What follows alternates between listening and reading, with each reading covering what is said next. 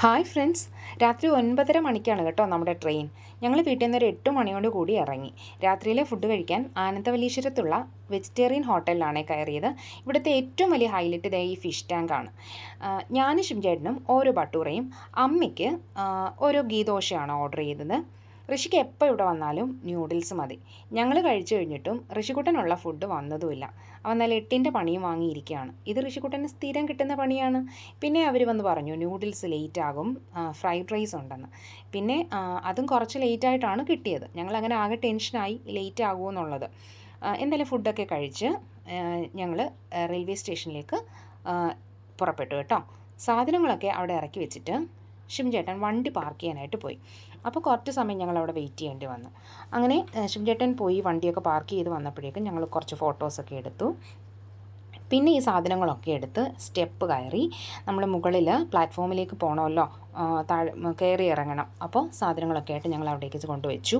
പിന്നെ അവിടെയും കുറച്ച് ഫോട്ടോസൊക്കെ എടുത്ത് അപ്പോഴേക്കും ഞങ്ങളുടെ ട്രെയിനിങ് എത്തി കേട്ടോ. നമുക്ക് ട്രെയിനിൽ അപ്പർ ബർത്തും മിഡിൽ ബർത്തുമാണ് കേട്ടോ കിട്ടിയത്. ട്രെയിനിൽ കയറിയ പാടെ ഋഷിക്കുട്ടൻ ഏറ്റവും മുകളിൽ കയറിയിരുന്നിരുന്നു. അവൻ അവിടെ മതിയെന്ന് പറഞ്ഞു. പിന്നെ അങ്ങോട്ടും ഇങ്ങോട്ടും ഒക്കെ ചാട്ടമായിരുന്നു. ഭയങ്കര സന്തോഷത്തിലായിരുന്നു ആൾ. പിന്നെ അമ്മയ്ക്കായിരുന്നു മിഡിൽ ബർത്ത് ആയപ്പോൾ അമ്മയ്ക്ക് മുകളിൽ കയറി കിടക്കാൻ ഇത്തിരി ബുദ്ധിമുട്ടാണെന്ന് പറഞ്ഞു.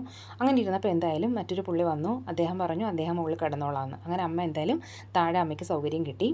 കുറച്ച് സമയം ഞങ്ങൾ താഴെ ഇരുന്നു.